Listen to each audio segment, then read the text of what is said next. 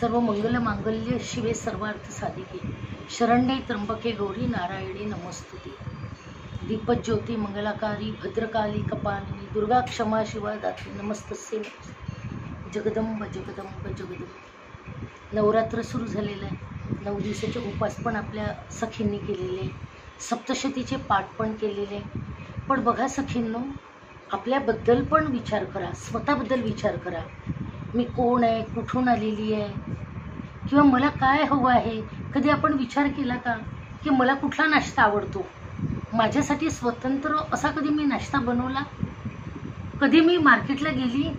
कधी माझा वाढदिवस मी स्वतः केला? कधी असं वाटलं की मला एकटीला मूवीला जायचं आहे? स्वतःचा आनंद स्वतः शोधा आणि जगायला शिका।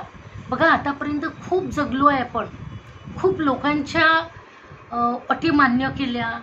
पहिले आईवडिलांप्रमाणे वागावे, नंतर तरच ती खूप चांगली स्त्री, ठीक आहे। नंतर लग्न झाल्यानंतर नवरा जे म्हणेल ते, नोकरी करायची म्हटल्यावर करायची, नाही म्हटल्यावर सोडून द्यायची। त्याच्या पूर्ण आवडीनिवडी जपायच्या, सासरा सासऱ्यांचं पण सर्व जपायचं, सासरचं जपायचं, मग मुलं मोठी झाल्यावर मुलांचं पण जपायचं। पण आपलं जगणं तर राहूनच गेलं। तर या 9 दिवसात जगदंबेला प्रार्थना करा की आई भवानी मला शक्ती दे, ऊर्जा दे, आणि आपली जी काही हॉबी आहे ना ती जपा, ती करा। बघा, जीवन खूप चांगलं होईल तुमचं। मी स्वतः आचार्य लाल किताब आहे, खूप कुंडल्या बघते मी, आणि ज्यांचा चंद्र आणि राहू 12व्या घरात असतो तर त्यांना मानसिक त्रास असतो, एन्झायटी असते। 6व्या स्थानात जर केतूचं स्थान असेल आणि 1ल्या स्थानात जर चंद्र असेल तर हा मानसिक त्रास देणारा असतो, कारण 2.5 दिवसात तो आपलं स्थान परिवर्तन करतो, राशी परिवर्तन करत असतो चंद्र। त्याप्रमाणे मनाची चंचलता पण आपल्याला येते आणि सर्व गोष्टी आपण साठवून ठेवतो मनात। तर आज आपण एक व्रत घेऊया, असा उपास करूया की यानंतर मी जुन्या गोष्टी आपल्या मनात ठेवणार नाही।